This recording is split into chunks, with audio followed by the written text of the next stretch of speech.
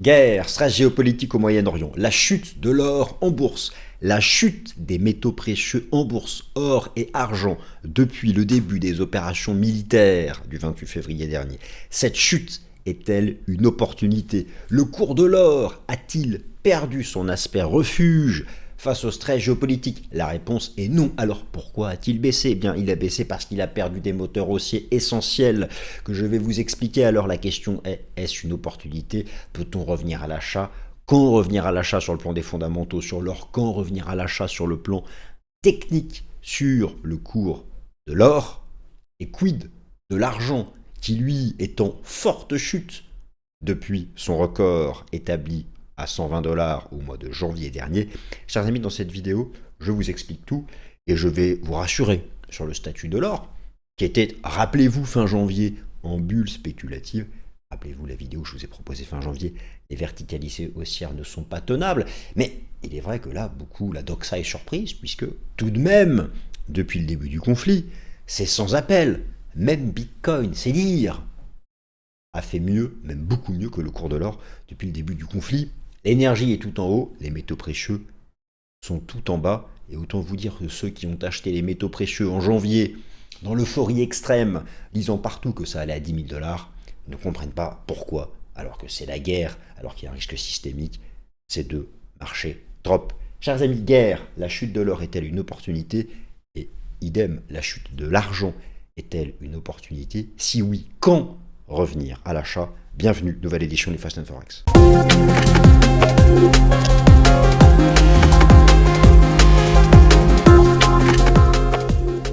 Cette émission vous est présentée par Swissquote.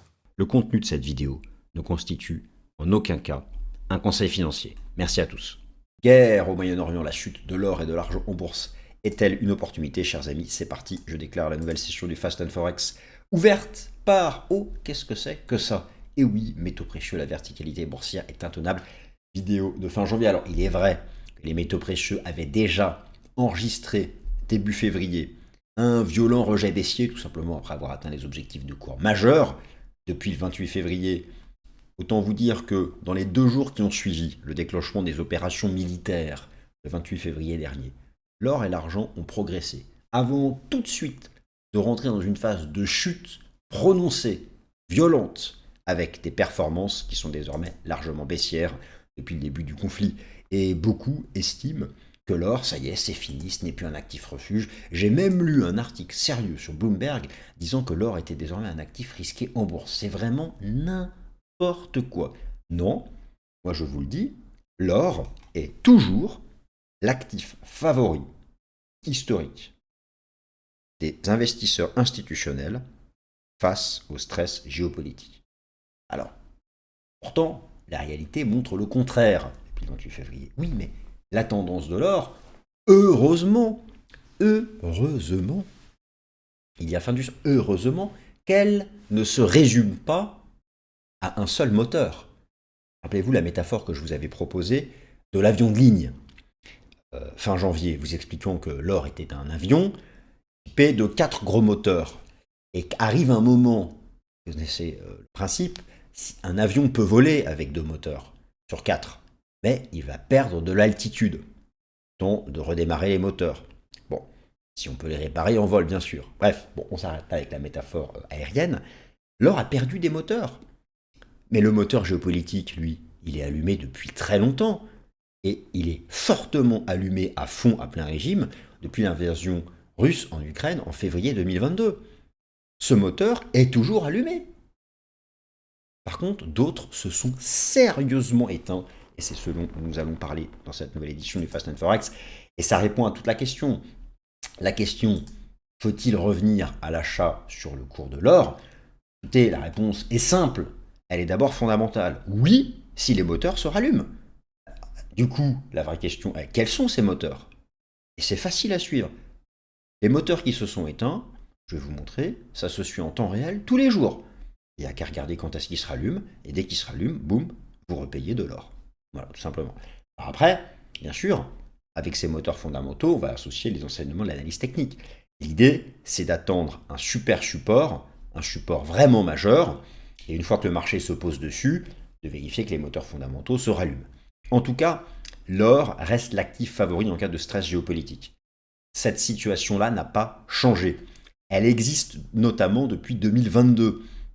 Vous avez le Z-score ici, le score standardisé d'une sélection d'actifs dits à l'aspect refuge, le dollar américain, le yen, le franc suisse, les obligations et l'or. Depuis 2022, l'or a raflé la mise, le moteur géopolitique haussier est allumé, et non, le moteur géopolitique haussier ne s'est pas éteint le 28 février, il est même à plein régime, plein gaz, la manette est à fond, sauf que derrière, il y a 3 moteurs éteints, et avec un seul moteur sur 4, il est difficile pour un avion de voler, du coup, la baisser. Ok, donc alors effectivement, le constat est sans appel. Vous avez ici, donc je suis sur la plateforme TradingView, et je vous expose la performance d'une sélection de toutes les classes d'actifs depuis le début des opérations militaires des États-Unis et d'Israël contre l'Iran. Vous allez retrouver tout en haut le TTF, qui est le contrat gaz européen, plus 66%, le pétrole, plus 39%. De manière très étonnante, les cryptos, ETH, plus 8, Bitcoin, plus 6.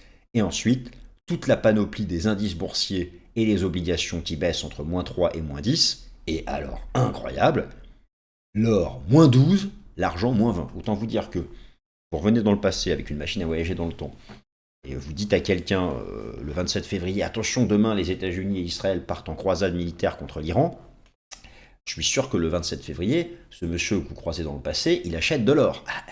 Il va faire la gueule un mois plus tard. Bon, il va bouder, quoi, il va bouder. Donc, là, c'est quand même sans appel, ce classement de la performance depuis désormais un mois. Alors, que s'est-il passé? Parce qu'effectivement, il ne s'agit donc pas du tout de la remise en cause du statut de l'aspect refuge du cours de l'or. Non, le statut de valeur refuge de l'or n'est pas remis en cause. Le moteur géopolitique reste solide, idem la demande des banques centrales. Donc c'est à nouveau l'occasion pour moi de refaire le point sur les différentes composantes de la demande d'or. Encore une fois, je vous invite à vous abonner, c'est gratuit, au Conseil mondial de l'or, le World Gold Council. Le Conseil mondial de l'or est cette fédération des principales compagnies minières d'or dans le monde. Et ils ont tout un tas d'économistes maison qui font de la recherche sur les tenants et les aboutissants de la tendance de fond du cours de l'or, avec des données de marché réelles, avec des données macroéconomiques concrètes qui remontent avec le temps et qui permettent de mesurer concrètement ce qui pousse l'or à la hausse ou à la baisse. Et donc, ce que nous savons, c'est qu'il y a 4 grandes catégories dans la demande d'or qui fait avancer l'or. La demande dite industrielle en joaillerie, bon, les bijoux, la demande industrielle en technologie, la demande dite d'investissement, qui passe par les ETF, les contrats futurs, les contrats à terme, la demande financière ou financière, si vous voulez, et la demande des banques centrales. Donc, alors, le facteur géopolitique, lui, se traduit ou non par une demande d'investissement. Le facteur géopolitique est un des moteurs de la demande d'investissement, mais ce n'est pas le seul. Bon, donc déjà, effectivement, la demande des banques centrales, elle reste complètement en soutien. Et le facteur géopolitique, oui. Mais déjà, vous constatez qu'il y a plusieurs composantes à la demande. La demande industrielle, vous savez, la demande en joaillerie. Il y a trois grandes zones dans le monde qui sont l'essentiel de la demande en joaillerie, en or. La Chine, l'Inde et l'Europe. Surtout la Chine et l'Inde. Bon, là, de quoi est-ce qu'on parle depuis les opérations du 28 février? Le détroit d'Ormuz qui est fermé, 85% de l'énergie qui transitait à destination de l'Asie. Nous savons, je vous ai fait un Top Gun dessus pour vous montrer que l'Inde a des réserves stratégiques en pétrole très réduites. Ces économies asiatiques se mettent déjà en ralentissement, en mode ralenti. Chaque jour qui passe, c'est compliqué, sauf si la situation géopolitique s'améliore. Mais peu importe, les dégâts sont là. Naturellement, face à cette incertitude et au ralentissement économique, ralentissement industriel asiatique, l'industrie de la joaillerie n'y échappe pas, naturellement. Donc, déjà, on peut voir qu'il n'y a pas que l'aspect géopolitique. Mais creusons le sujet. En tout cas, pour ce qui est de la demande des banques centrales, là, ça ne cale absolument pas. Et je dirais même que le facteur de stress géopolitique reste donc une des composantes majeures de la demande des banques centrales. Notez que sur le site du World Council, vous avez donc toutes les données d'évolution des réserves d'or par pays, trimestre après trimestre, année après année, et vous avez énormément, prenez par exemple l'exemple de l'année 2025, ce sont des grandes banques centrales non occidentales, la Pologne, le Kazakhstan, le Brésil, la Chine, la Turquie. Là, par exemple, sur le dernier trimestre 2025, c'est l'Ouzbékistan, on trouve de plus en plus le Brésil et la Pologne. Bon, voilà, ça reste un moteur aussi là. Donc ici, ça n'a pas calé. Ici, ça n'a pas calé. Alors, l'or, qu'est-ce qui se passe avec l'or? Effectivement, donc déjà, regardons déjà vous avez vu la performance. Voilà. Depuis le début du conflit, le conflit a commencé ici. Voilà. Vendredi 27 février. Donc ça cote pas le week-end. Donc lundi 2 mars, il y a eu une journée de hausse de l'or. Regardez. Une séance de hausse de l'or. Et depuis le début du conflit, l'or est passé de 5004 à 4096 quand j'enregistre la vidéo. De 5004 à 4096. Donc effectivement, moins 25%, ça pique. Alors, après, première chose, qu'est-ce qui explique que l'or retrace? C'est qu'il était en bulle spéculative depuis des mois et que des objectifs majeurs avaient été atteints en amont du conflit. Une bulle, une tendance haussière de l'or, regardez le graphique en données mensuelles, alimenté depuis très longtemps par le moteur géopolitique. C'est-à-dire, bon, personne n'a découvert que c'était chaud entre l'Iran, Israël et les États-Unis. C'est presque un peu le mode acheter la rumeur, vendre la nouvelle, si vous voulez. Il y allait y avoir un déclencheur, une verticalité comme ça, c'est une bulle spéculative. Tôt ou tard, ça s'arrête, surtout lorsque des targets long terme sont atteints. Je vous ai remis ici par exemple la target de Goldman Sachs qui a été atteinte en début d'année à 5400$, celle de BNP n'a pas été atteinte. C'est vrai que ça ressemble beaucoup, regardez, à la bougie mensuelle de fin de hausse de 2011. Là, vous aviez eu l'envolée de l'or entre 2000 et 2011, et il y avait eu un avalement baissier mensuel. Et bien là, on a eu l'envolée de l'or de 2022 à 2026, et on est en train de faire un avalement baissier mensuel. Pour autant, à l'époque, l'or est simplement entré en range. Alors finalement, il a fini par faire une tendance baissière 2 ans plus tard, mais ça on ne sait pas. En tout cas, effectivement, c'est une bougie de rupture. D'autre part, regardez, je vous remontre les indicateurs de momentum mensuel avant le début du conflit. L'or était en bulle, l'or était en surachat massif. Donc finalement, tout de suite, maintenant, on se dit, bon, au fond, pourquoi l'or baisse depuis le début du conflit? Et qu'il avait déjà bien monté, et qu'il était en surachat massif. Bon, nous pouvons nous contenter de cette simple explication. Mais heureusement qu'il faut pas, parce que la vraie question, j'aurais peut-être blablaté, la vraie question c'est, l'or a perdu des moteurs haussiers. L'or, dans toute cette phase de baisse, 25%, des moteurs haussiers ont disparu. Ces moteurs haussiers qui ont disparu vont à un moment ou à un autre se rallumer. L'idée c'est quand est-ce qu'ils vont se rallumer et serons-nous sur support majeur? Donc c'est un peu tout ça que nous allons voir. En tout cas, je vous remontre ici cette infographie qui avait été publiée fin 2025 sur les objectifs de cours un peu des différents analystes institutionnels commodities. Et les plus optimistes voyaient justement la zone des 5003-5004.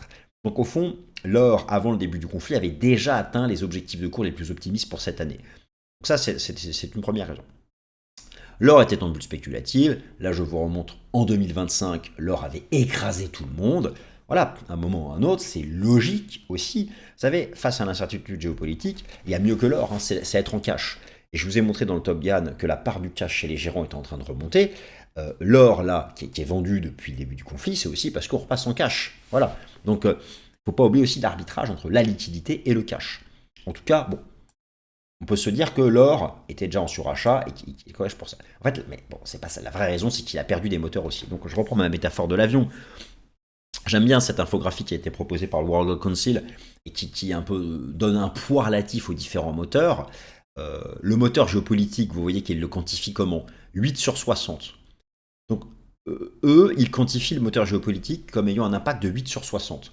Ce moteur géopolitique, 8 sur 60, il est à fond, il est plein gaz. Mais vous avez par exemple le moteur Forex, le moteur taux d'intérêt, le moteur expansion économique. Là, écoutez les amis, avec la situation depuis fin février, l'incertitude macroéconomique, elle est énorme. L'incertitude sur l'inflation, les perspectives de taux d'intérêt, le dollar a fortement rebondi, les taux d'intérêt explosent, il y a une corrélation inversée, historique, entre l'or, les taux d'intérêt du marché et la tendance de fond du dollar américain. Donc certes, le moteur géopolitique est à fond, 8 points, mais FX, taux d'intérêt, macroéconomie, c'est bien plus fort que la géopolitique. Et eux, ils se sont tous éteints. Même, non seulement ils se sont éteints, mais ils sont en reverse, ils sont en marche arrière. Écoutez, alors je me suis amusé, j'aime bien faire des tableaux. J'ai fait un peu la synthèse de tout ça. Mais je vous montre, regardez l'envolée des taux d'intérêt depuis le début du conflit. L'envolée des taux d'intérêt depuis le début du conflit. Depuis le début du conflit, le fort rebond du dollar américain face à un panier de devises. Bon, bah voilà, là vous avez les deux moteurs principaux qui se sont éteints. Donc, effectivement, l'or fera son bottom final quand les moteurs fondamentaux éteints, voire qu'on fait machine arrière depuis le début du conflit, vont se rallumer. Alors déjà, il y a l'aspect macroéconomique. La pression, elle est énorme sur l'Inde et la Chine. L'Inde, la Chine, le Japon, la Corée du Sud, les principales économies asiatiques. Et pour ce qui est de l'or, c'est surtout l'industrie de la joaillerie indienne et chinoise. Ils sont sous pression à mort. Il n'y a plus une goutte d'énergie qui passe par les détroits d'Ormuz. Ils en sont dépendants en fonction des pays à 40 ou 50%. L'Inde a des réserves stratégiques nettement moins importantes en termes de durée que la Chine. C'est chaud. Chaque jour qui passe, c'est chaud. Bon, donc déjà il y a ça, mais en fait, c'est pas la vraie raison. Si je dois vous donner trois raisons, les trois moteurs qui se sont éteints, c'est l'envolée des taux d'intérêt, qui met la pression à la baisse sur l'or, le fort rebond du dollar américain, l'absence d'anticipation de baisse de taux avant fin 2027 maintenant, et vous allez voir, des outflows des ETF Gold US. C'est sans appel, les données sont sans appel, je vous les présente tout de suite. Vous êtes ici face donc à l'évolution des inflows et des outflows sur les ETF Gold du monde, sachant que ce sont ceux des États-Unis qui comptent le plus, parce que l'AUM des ETF US, c'est 307 milliards, contre 208 pour l'Europe et 80 milliards pour l'Asie. Donc les ETF Gold US ont un AUM, Asset Under Management, qui est plus important que l'Europe et l'Asie réunies. Et regardez, depuis le début du conflit, depuis début mars, Amérique du Nord, on est sous zéro, ce sont des outflows. Depuis le début du conflit, les gérants institutionnels dégagent, revendent aux États-Unis des ETF Gold. Pour quelles raisons? Lorsque vous les interrogez, ils mettent en avant deux raisons, le rebond du dollar américain et le rebond des taux d'intérêt. Donc, en clair, quand revenir à l'achat sur l'or, déjà, il faut que techniquement, il se stabilise sur support. Eh bien, lorsque le dollar donnera des signaux de fin de hausse et lorsque les taux d'intérêt recasseront des supports. Et voilà. Quand revenir à l'achat massivement sur les métaux précieux, lorsqu'ils seront stabilisés sur un support technique majeur, lorsque l'or donnera un signal de baisse et lorsque les taux d'intérêt recasseront à nouveau des supports. Et je vais vous donner notamment un support à suivre sur le rendement obligataire à 2 ans américain. Et si vous voulez, à partir du moment, alors moi je suis ces données d'évolution des ETF US, je les suis tout le temps. À un moment ou à un autre, si je vois que les inflows reviennent, ok, pour l'instant, ce sont des outflows. C'est mis à jour chaque vendredi. Donc ça, c'est voilà. La seule raison de la baisse de l'or depuis un mois, c'est ça. Ça dégage des ETF US. Parce que, regardez le 2 ans américain, le taux d'intérêt à 2 ans américain est passé au-dessus du taux d'intérêt de la Fed. Le taux de la Fed est à 3,75, le 2 ans sera à 3,93. Ça veut dire que le marché anticipe des hausses de taux. Tant que le 2 ans américain ne repasse pas sous le taux de la Fed, c'est beaucoup trop tôt pour racheter l'or. Tant que le 2 ans américain ne repasse pas sous le taux d'intérêt de la Fed, c'est beaucoup trop tôt pour repasser massivement à l'achat sur le cours de l'or. Alors, le retracement de l'or est-il une opportunité? Donc, vous avez compris sur le plan fondamental. Oui, à la fin, nous savons tous que ce sera une opportunité, mais quand revenir à l'achat? Alors, moi, le niveau de prix que je vais vous donner peut paraître loin, mais c'est le seul qui est évident. Le niveau de prix que je vais vous donner, c'est le niveau des 3400, 3500 dollars. C'était l'ancien record historique de 1980, mais retraité de l'inflation. Alors, vous allez voir, en 1980, le record, c'était 800 dollars. Qu'est-ce que je raconte? Non, mais retraité de l'inflation, ça donnait 3400 dollars. D'ailleurs, vous voyez qu'on y a passé un certain temps. Pour moi, le niveau vraiment où je reviens à l'aise sur ce marché, c'est la zone des 3400, 3500 dollars. D'ailleurs, regardez en données journalières. Donc, nous sommes revenus à la moyenne mobile à 200 jours. Je prends une ancienne phase haussière qui est importante, Ici, cette phase haussière, vous voyez bien, elle avait été parfaitement guidée par la moyenne mobile à 200 jours, mais quand on la casse, eh bien, on fait ABC, on fait une jambe plus basse. Donc là, le cours de l'or, en données journalières, effectivement, il a non seulement, alors, il a cassé le nuage journalier du système Ishimoku, qui guidait quand même la hausse depuis janvier 2024. Là, il y a eu une première réaction sur la moyenne mobile à 200 jours. Bon, il y a alors effectivement, alors, on peut se dire que l'intervalle entre 3004, 3005 et la MM200, ok, mais si on casse la MM200, on ira chercher 3004, 3005. Voilà, donc là on est vraiment dans un entre-deux, mais le marché est sous pression. Le marché est sous pression. Je vous remonte notamment ici l'horizon de temps mensuel où on est en train de sortir par le bas de la zone de surachat. Ça ressemble vraiment quand même à des signaux que le marché a pu donner et ensuite rester un certain temps. Moi, ça me rappelle cette bougie ici de septembre 2011 où finalement après on a fait un range. Et là, on va faire un truc un peu... Il y a une rupture. Donc moi, le niveau vraiment évident que je vois, c'est 3004, 3005. Ça peut paraître bas, mais c'est le niveau techniquement sur lequel je reviens avec confiance sur ce cours de l'or. Et en ce qui concerne l'argent métal, y a-t-il un niveau sur lequel je reviens avec confiance? Déjà, oui, le repli de l'argent est une opportunité. Il y a un décalage industriel massif entre l'offre et la demande. Et ça, c'est une dynamique. Je vous ai remis toutes les données à gauche. Ça, c'est une dynamique qui va se poursuivre ces prochaines années. Maintenant, l'argent aussi avait atteint des objectifs de cours majeurs. L'argent aussi avait atteint des objectifs de cours majeurs. Et je vous remontre ici le graphique du cours de l'argent en données mensuelles. Voilà, il avait atteint le report de cet ancien range, un range qui est vu quand même de 40 ans. C'était la zone des 100-120 dollars. Voilà, j'avais reporté ici l'amplitude, 1000 extensions de Fibo. Le niveau évident pour acheter l'or, c'est 50 dollars. L'argent, c'est 50. Le niveau sur lequel je reviens avec confiance sur l'argent, c'est 50 dollars. Et sur l'or, 3004, 3500 dollars. Là, d'accord. Là, ok, ça se tente d'y revenir massivement. Donc, vous voyez finalement que, il ne faut pas non plus être trop pressé. Et de toute façon, ce qui compte, le plus important, c'est vraiment que les moteurs fondamentaux qui se sont éteints se rallument. Donc, surveillez les taux d'intérêt, le dollar et les perspectives de politique monétaire de la Réserve fédérale des États-Unis. Merci à toutes et à tous de votre attention et je vous souhaite une bonne suite de semaine. Merci de m'avoir écouté. Ce contenu est informatif et éducatif destiné aux personnes connaissant les marchés financiers. Il ne constitue pas un conseil en investissement, juridique ou fiscal. Le trading et l'investissement comportent des risques, notamment la perte de capital. Les CFD et actifs numériques sont volatiles et ne conviennent pas à tous. Swissquote décline toute responsabilité quant à l'exactitude du contenu ou aux pertes liées à son usage. Produits et services disponibles selon la législation en vigueur.